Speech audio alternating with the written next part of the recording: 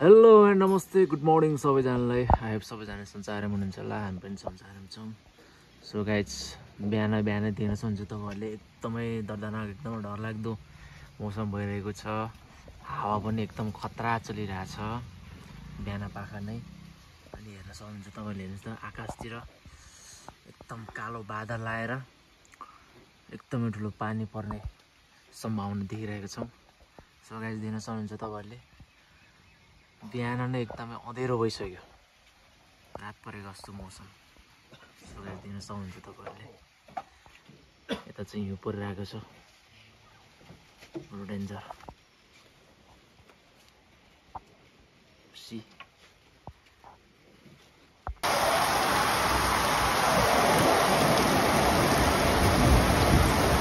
एकदमै ठुलो पानी परेको अवस्था छ, तपाईँले देख्नुहुन्छ।